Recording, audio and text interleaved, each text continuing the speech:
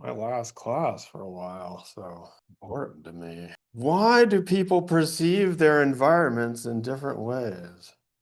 Or as Ingold put it differently in a different book, why put two people in the same situation and they will differ in what they make of it? Why? This has long seemed to me to be the central question of anthropology. And I agree with this, but I think we could make it simpler in the sense of if we remember that anthropology came out of a European and then North American tradition in which the anthropologists were the ones studying other peoples.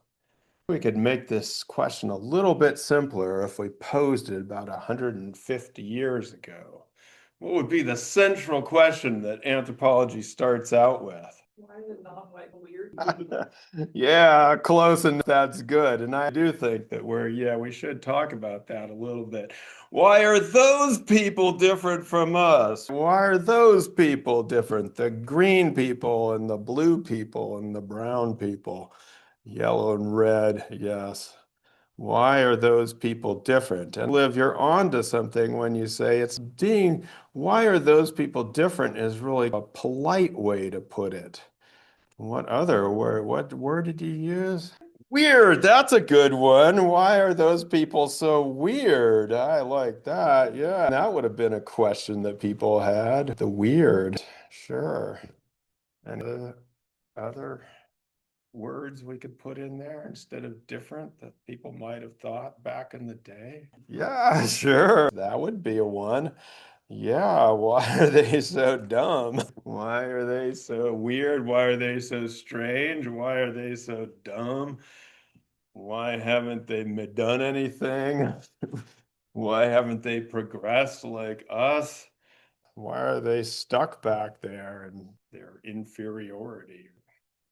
Maybe we should stop with that before somebody comes in the door and says, "You're supposed to be given a final exam." What would have been the answer to this question 150 years ago? Why are those people so, oh, lazy? That was another one. Why are people? Eugenics? Well, the eugenics was the answer, but what was the why? Yeah, eugenics would be the solution to the problem. Yeah, so the answer would have been because race, biology. They're the way they are. Yeah, we're going to measure their skulls, and the bigger ones are smarter, and the smaller ones are stupider. And that's how we know who's who. This is like, I'm not making this up. This is people doing this stuff, that's what they were up to. On a sub-theme to that, which was always linked to it, is people also talked about, oh, well, the people in the in the northern areas of the world, they have the seasons, they have to plan and make houses, and those people in the tropics, they just get the bananas off the trees and they don't have to plan for the season, so they're not as smart. So there were these climate issues that some people had. And some of the first anthropologists, like Boas, went off to the Arctic. His idea was that everybody was going to be determined by the harshness of the Arctic environment. He started his life as a climate determinist. But what does anthropology say to this? And why are people different? That's right. Because culture makes us different, not biology. Now I want to put this up there. I haven't completely crossed out the race biology thing because that's always lurked. For one thing, it's the original opposition on which anthropology is based. That's why people were so adamant about culture, trying to insist upon it. But those issues always, the anthropologists thought they would vanquish it, the race biology stuff, but they always keep lurking. They always keep coming up. They're always shadowing us. They're always around. You never get rid of them. And culture has never gotten rid of those original ideas. But culture, what is culture? And this is where Ingold comes back. Culture is the idea that our minds, that nature is out there all in chaos and flux, but it's our minds that imposes meaning on the chaos or the sensory chaos that comes in. It's culture. How does culture do this? Well, it guides our perception. So if two people are in the same situation and they see something happen, but they interpret it differently, it's because they've grown up with different cultural cues. The culture is what guides your perception and action, and it divides the world into, then we have this disciplinary division where you have anthropology on the one side. We're the ones that are studying the cultural meanings and the ideas and concepts, and not the mind. Ingold says is we're not studying the mind as in the psychology. They study the mechanisms of the mind. We're studying all the concepts of the mind. And then you have the biologists, they just do the natural world, the natural facts of world. What this does is put us into a situation, and in effect, by bringing in culture, we must have to claim that humans are uniquely able to do this thing. And this belongs to all humans, but it's above the natural world. This is what makes us human, is we are guided by our culture. And it's not because we are trapped by our race, biology, or climate that we do the things that we do. So far, so good. This is the history of anthropological thought. Now, Ingold talks about his field work and how he goes off with this idea of the humans above nature, which is standard anthropological thought at the time. We're talking about the 1970s, by the way, early 70s, late 60s. Mentored in the field by people whose life. Be nice to the reindeer. I observed that these reindeer animals are highly sentient, intelligent, possessed of considerable powers of memory, and socially organized. This was one of the first chapters we read, right, about the reindeer and how how he got into it. And one of Ingold's first fights was with an anthropologist who was like, no, there's no way that they have these powers, even though his own anthropological work had showed this. Now, I just want to note here that by the time Ingold is doing his field work, it was long beyond the period. Originally, when anthropologists were doing their field work in the olden days, they had to prove to other people that the other humans had intelligent and sentient and socially organized. Because remember, everybody thought those humans were just savages running around without intelligence or society or sentience even. By the time Ingold's doing his field work, he feels like it's fine to just talk about the intelligence of the animals in addition to the human beings, because we feel like we've wrapped that one up now, that everybody knows that the reindeer herders are smart. Now, I would say that I don't know if this is always wrapped up in people's minds. That lurking in our modern society is still the suspicion that those reindeer herders might be dumb. That's just like, I don't think we've ever gotten beyond that. Like, people are just like, nah, it's because they're reindeer herders. But we'll just say that we have. And he said that the reindeer might have lacked the powers of speech, rational thought, and symbolic imagination, but why should these faculties be singled out above all else? Above all else as keys to humanity. You can also learn from the reindeer. I agree with you. It's something he'll talk about later, that we learn from not only humans, but from the world and from reindeer and other creatures. But in this case, he's also talking about, okay, the reindeers are smart, but they can't talk to us. They don't appear to engage in rational thought, and they don't appear to have symbolic imagination. But why should we say that that makes them different, or that singles them out as humans as opposed to us? So we end up, or the issue is here, that humans have always come for a very long time as two layers.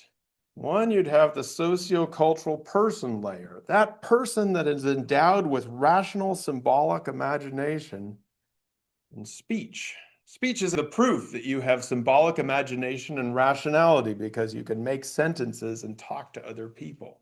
So we have the sociocultural person layer on top of the biophysical natural organism layer. And this is how our sciences and our academy has been divided.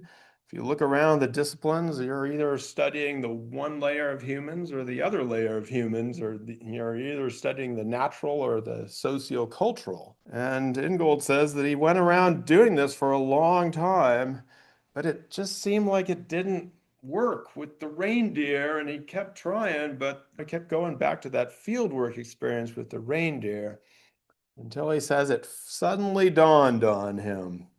There's a quote from his Perception of the Environment book where he says, I vividly remember one Saturday morning in April 1988, an entirely ordinary one for Manchester at that time of year with gray skies and a little rain. When on my way to catch a bus, it suddenly dawned on me that the organism and the person could be one and the same. Instead of trying to reconstruct the complete human being from two separate but complementary components, held to respectively biophysical and sociocultural, held together with a film of psychological cement, it struck me that we should be trying to find a way of talking about human life that eliminates the need to slice it up into these different layers.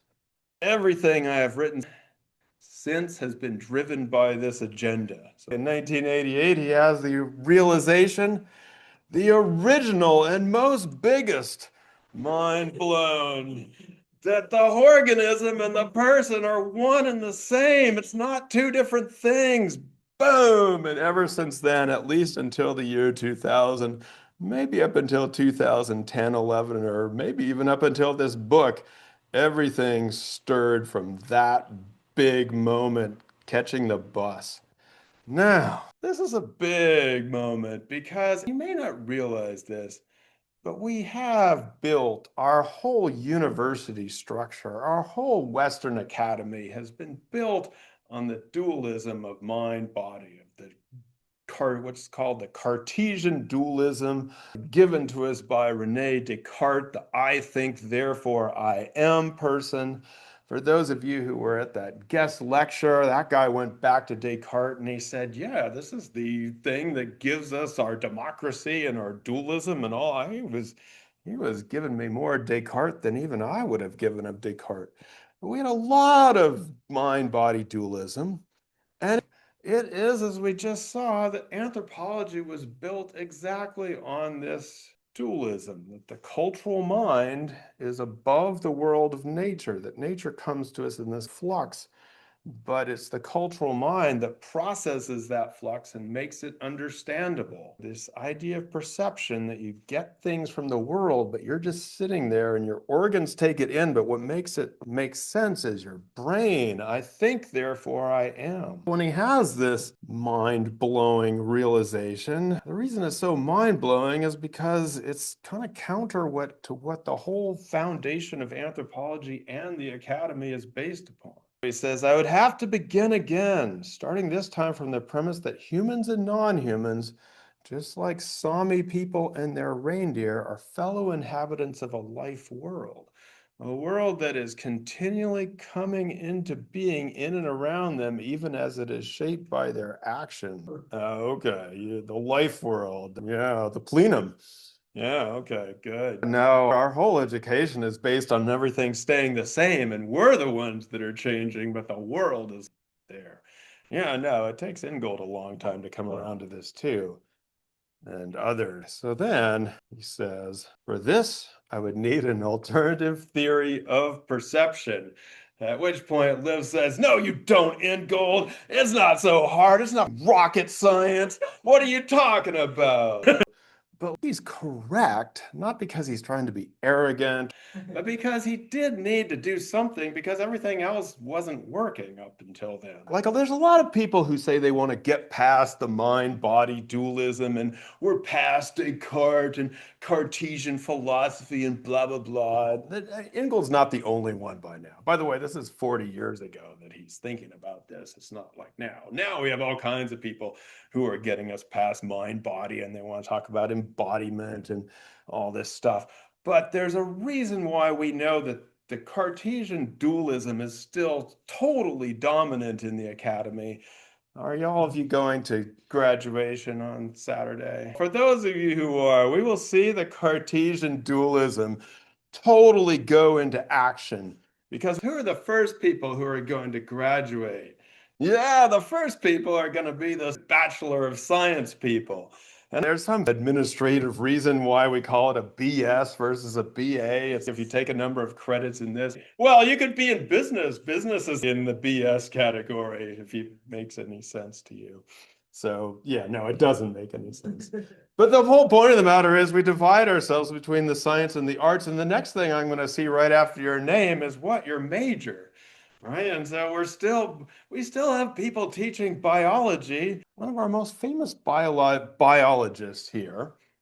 I remember getting in a long internet argument, not with him, but over this listserv that we used to have among professors, and which led to me writing a a blog post, which is maybe one of my most popular blog posts. It turned out to be about sex and gender and as a social construction. So look up sex and gender as a social construction would be my thing. But it started as an argument with this person because he was teaching a class called, I don't know, biology of sex and sexuality. And it was a cool class. It was about all the different ways that creatures, including human beings, are sexed up, both like in terms of their sex organs and in terms of how they have sex with each other. It's incredibly diverse. But he said that in his entire textbook about biological sex, which did include human beings, not one time did it have the word gender in it, which means you could teach a whole class. And I'm not saying that you have to have the word gender, but what it was saying is, I'm going to teach you all about sex and sexuality, including human beings, without ever considering what people might think about that, without ever considering what they might teach you about that, without ever considering how you are socially organized. I'm just going to do that. Right. And on the converse side, you could probably have an anthropology class that talked about gender the whole time and never talk about hormones. You could probably do that. It seems possible. Plus, when you take biological anthropology, what does it count for? When somebody takes a biological anthropology class in general, not in specific, why doesn't it count in the sciences? It's part of the separation that I'm saying. This we did need an alternative theory of perception, and we haven't taken this on board in the university. We're still completely divided up into these things.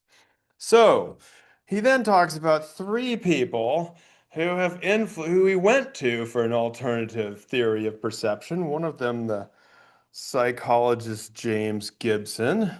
One of them, the philosopher Maurice Merleau-Ponty. We've seen these guys around before. Another one we haven't seen so much, but we saw a little bit of is von Yüxel's work on the Umwelt. And all three of these people start from the idea that perception comes about because we began as a body immersed in an environment. And that's the basic foundation of it. There is something else that's in common to all these people. Where else have you seen these people? Any of them? The thing is, Gibson is a renegade psychologist. You could probably be a psychology major and never hear of Gibson. And Merleau-Ponty is a renegade philosopher. You could probably be a philosophy major and skip out on him as well. And I don't know if anybody, biologists definitely don't do von Euclid. My point is that one of the things I like about Ingold is he draws on people that are inspirational, but they're kind of out there. They're not located within academic disciplines, and they're often shunned by their own disciplines as well. Now, whether that's a good thing or not, I don't know, but I do like that about his approach. He mostly draws on Gibson for perception. And we've talked about this a little bit, that perception in Gibson's world is something that it's not just a human sitting there looking out into the world. It's the whole organism involved. You have to be whole. And very importantly, it depends on moving around. Depends on being able to move within an environment, even if it's just moving your eyes, like the active scanning of an environment. Traditional approaches to perception are all about receiving inputs, and for Gibson, it's getting out there, and it's that you see things in the environment and you perceive them, and then you respond differently because You might be a bird, or you might be a bear or a reindeer. Then in perception, it's human beings, but it's all kinds of other creatures as well who are perceptively attuned to their environment. But it's not putting humans on this pedestal above other creatures.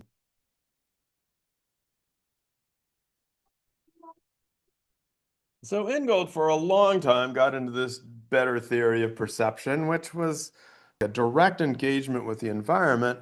But for him, or for his critics of my earlier work have often put this question to me, and I've never been able to provide a satisfactory answer. And by the way, he completely declares that he doesn't have an answer in this book either, but he has a number of tries. So he says, what about imagination? And he says that perception is direct engagement with the environment. So the problem is, if our perception is based on how we move about in the world and we're directly engaging the environment and what we're seeing is real stuff in the world, it's not just in our heads, then, well, what are humans doing when they imagine things? When we do have dreams, we do think about things, when we do talk about things that don't exist in the world, the purple elephants floating above your heads. How can we do that? How do we do that as human beings? And for Gibson and some of these others, they just ignored it. And Ingold did too, because it was, no, that's when you're not perceiving. That's when you've stopped perception. You're a creature that has stopped perception, and now you're just speculating things. So he has a couple of issues. Right? Where does it fit in? Because if you bring it back, is it going to put the humans back up on the pedestal? Like, we're the only creatures that can do this thing called imagination. Where does imagination fit in? If we bring it back in, does it just bring back the idea that humans are super special and above all the other creatures?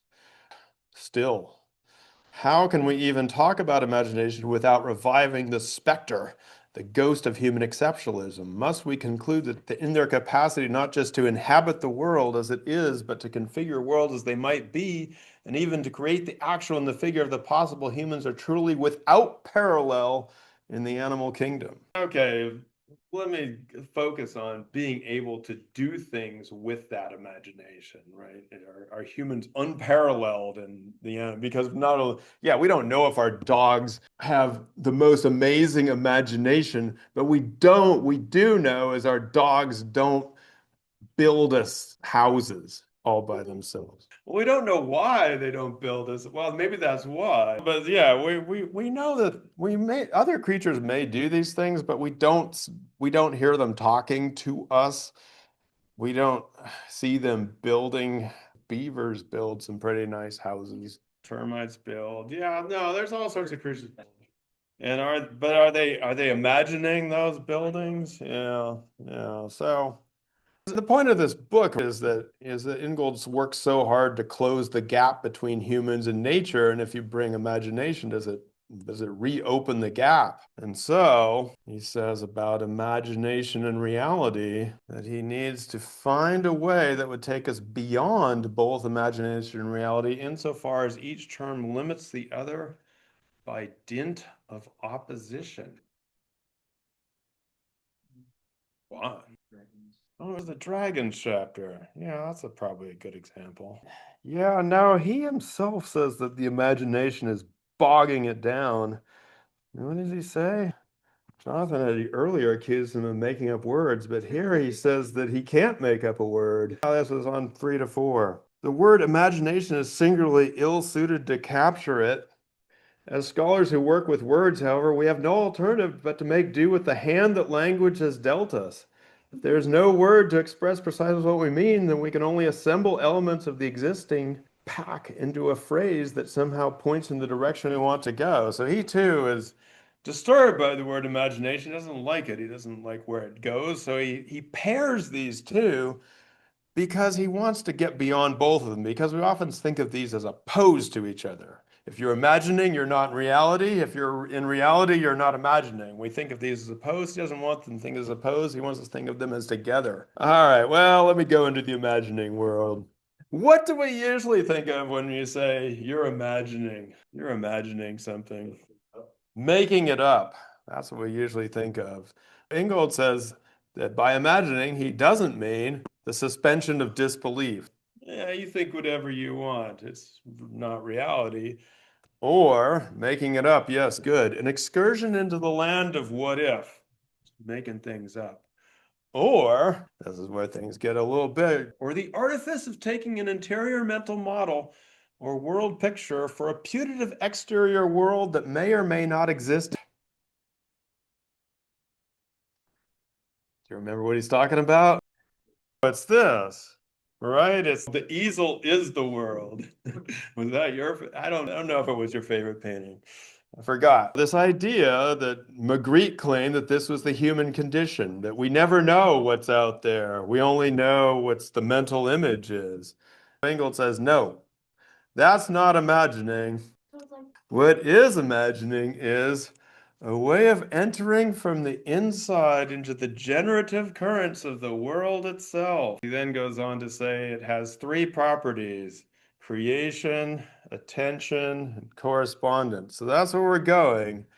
But yeah, it's this idea that if the world is always coming into being, then imagination is our way of entering into that and doing our thing in the world, participating in the process of the world itself.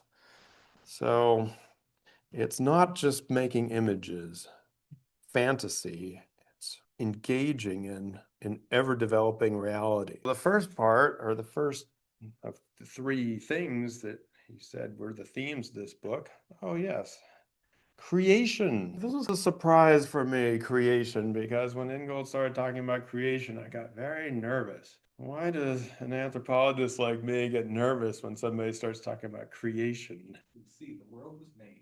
I'm like, oh no, dude, because God. Why does he want to use creation instead of creativity? He's trying to get us away from that vision that there's these creative people and they're making things, and then all of a sudden you're making money off of it and innovating, and the DIY people who've all gone capitalist and stuff like that. Remember that?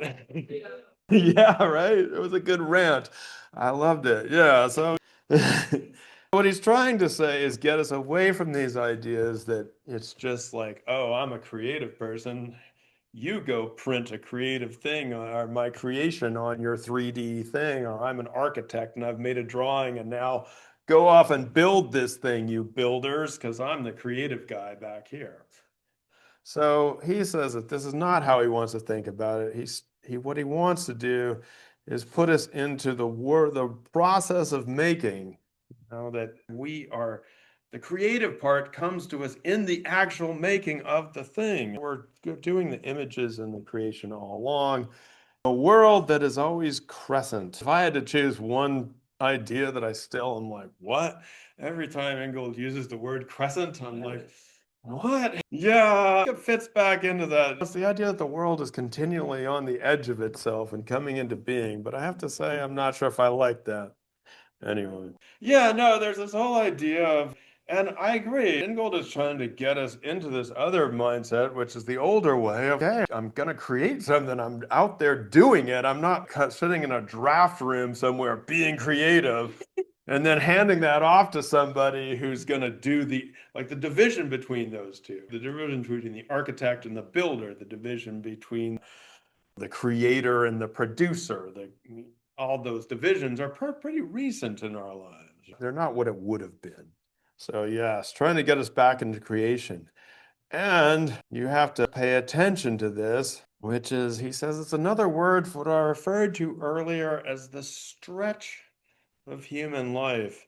And he goes into the Latin, which I like this Latin roots of attention, the stretching towards something. So when we pay attention, we stretch our minds or we stretch our attention to something else. And what I like about this is he's finally, in my opinion, somewhat solved the issue, because although humans may not be the only creatures that do this, we do seem to have more stretch than others. other creatures. We're more of the stretch or a longer stretch than other people. Now, he says that what he doesn't mean by stretch is between mind and body, or between knowing and being, or between reason and emotion, or between intelligence and instinct. And those are all the things that, again, the Cartesian dualism of the world has been built upon. He says that he's not trying to recreate those things or any of the other antinomies bequeathed by modern thought. So he's again trying to get out of this idea of the mind-body dualism. He says there's a stretch, but the stretch is not between any of those things. It's between flight and sedentism. Human life is stretched between sedentism and flight. On the one hand, it is an unceasingly fugitive, running ahead of itself as if swept up in the wave of creation. But on the other hand, the need to keep a grip in a world heavy with materials with its own inertia forever holds it back. And then you said, do perception and imagination coexist? Does one precede the other? Just tell me already. His best metaphor for this, how this works, we talked about this a little bit, is that they are in tandem. It's like walking. Put your foot out there, you're flying for a second, and then you come down, you hit the ground. It's like they're in a continual cycle. And then our very movement of human beings, our peculiar way in which we are bipedal and floating around like this. My AI told me, have you all get up and take a walk around the room to illustrate it. Maybe you can just watch. Yeah, they're gonna walk out. Exactly. So they don't precede each other. They are, each precedes the other, you might say, and they coexist, or they're alternating things between flight and sedentism, walking. Now, paying attention means, though, that you have to sometimes wait for the world to be right.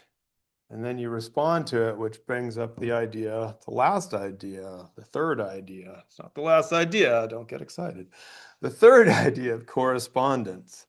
And he says that correspondence is different. It's not interaction between, but along with.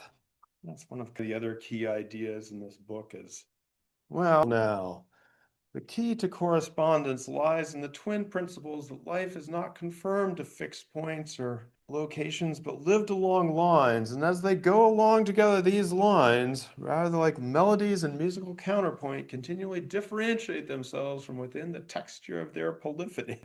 Yeah, it's partially, if we think of life as something that we are, it was easy when we're each have an individual life that is contained within us. Then a social life is just the sum of all of our lives. But if life is something that is animating the whole, then where does the individual fit in? Right? Who am I if I'm caught up in the current of life? And it's like this whole melodies and musical counterpoint idea, or Liv, you talked about the eddies in the stream. My year in an eddy, or some of you might be thinking my 4 years in an eddy known as Hartwick College. Getting out of there now. This was a title of a blog. I pulled this out. Yeah, but there's your eddy. Something that is made up of the current of the world. He also says here, and this struck me, I was about to put this on Twitter to see how it would work. Correspondence is about living together in difference. As such, it contrasts with the more usual view of social life as interaction involving a back and forth exchange between parties confronting each other face to face. So we talked about this a little bit. How about we're trying to learn to live together in difference? And I asked if we were doing that very well these days. And we concluded that we are not. We're not learning to live together in difference. We're learning to fight each other more and more. And in part, this has to do with Ingold's here talking about interaction face to face. But how many face to face interactions do you have today as compared to other kinds of interactions? There's a face to face interaction. We're doing it today. But you would have to say to Ingold that most of our interactions are not face to face. Yeah, they're Instagram reels. And I feel like especially that's why I wanted to put this on Twitter or X or whatever it is, because I feel like that has increasingly become just a bastion of confrontation interaction, usually with bots, not even people or people who act like bots. So I want to bring out the social media aspect of this because it relates to what I sometimes think of this book as his last gasp, and that there's a certain urgency to this because that might be the last rattle here. Because of these things, creation, attention, and correspondence have been drained from human life. That thing when people just went out and did things. And one of the themes of this book is that the world has become different now. Now we don't have to burn something light, we just flick a switch. Now we can look at ourselves in the mirror all the time. Now we can look through perfect glass. And so there's been a real loss of what Ingold calls hapticality. Mickey, you brought this up a class ago, and I remembered that I thought this was super important. The feel for feeling others feeling you, which he borrows from two education people. That feeling has been drained away from many of our meeting spaces and classrooms and things. And we talked about how there is this loss of the intertwining of generations and the braiding that once might have taken place. Now, some of these are long processes. Some of these took hundreds of years to come into beings. Transformation, electricity, and getting it to everyone, and the technology that it takes us to have a mirror or glass. And some of these things, we talked about how the conical lodge disappeared in the 1920s, at least the ones that were made out of caribou hides. And that many of these things came about in Ingold's own generation, the boomers and their my generation, yours can hope I die before I get old thinking. But many of you have expressed this too. When I look at you and I look at me and I look at the next generation coming, that the screens and the AI has seems to be accelerating this draining away of feeling, touch, life, creation. It's all going away fast. Yeah, it may be the death rattle. It might be, I'm trying, but I'm not going to succeed. Is this book urgent enough or good enough? Yeah, so you can walk around and stow your phone for a while, but it doesn't change the way, yeah, no, the practical ways of doing it might apply to me being able to look at the clouds or something for a while, but yeah, what do you do? Yeah, yeah. How many are there? I've obviously come in some ways to agree with you in the sense that when you went back to that original 1988 day when he was like the organism and the person are one and the same, that was a truly mind-blowing moment. But to try and duplicate that in every chapter where it's like I went into the lodge and I boom, and it's like these little things. I hope that if we do something good in anthropology, it's to encourage people to allowing ourselves to be taught by the world and all the beings, humans and non-humans, that inhabit it. And as I told you from that singer I quoted, who probably didn't get educated at all, you don't have to go to school to do that. Sometimes you might do it better out of school. But if you're thinking about that, then it might help it to listen to other people, all the people, rather than only by those styling themselves as knowledge producers. Wait, who are those people styling themselves as knowledge producers? Yeah, the professors. Yeah, exactly. Who profess to come away with its secrets. We don't want to just listen to me. For some reason, I had this Indigo Girls moment. You didn't have that moment about, you don't think this should be played as part of every pre-graduation? Shouldn't that be played at every graduation ceremony? Went spent 4 years prostrate to the higher mind, got my paper, and I was free. So, some of you wondered at the end because Ingold started talking. I wasn't sure if this was an anthropology book or not. It seems pretty anthropological to me. And I have to admit, when I first read this quote a very long time ago, before I ever assigned this book This quote almost stopped me from assigning the whole book. Would have to agree if anybody hated this. Well, nobody hated this quote, maybe because you lost interest in that. Ingold says he has relished the freedom to go where the wind blows without having to be registered under any disciplinary flag. Anthropology, psychology, sociology, philosophy. Living the life of a buccaneer on the high seas of Scotland. There's a certain absurdity to this, and there is a certain historical issue with claiming to be a buccaneer because it comes to us from the Caribbean, and very often these guys were just state actors trying to wrest control of territories from the Spanish. But something about it I feel like is very important as you go forward into today's world. We might need more buccaneers out there. And I say that because, after all, down there near to the Caribbean is a place where somebody might need to buccaneer to. That picture just disappeared, but there it is.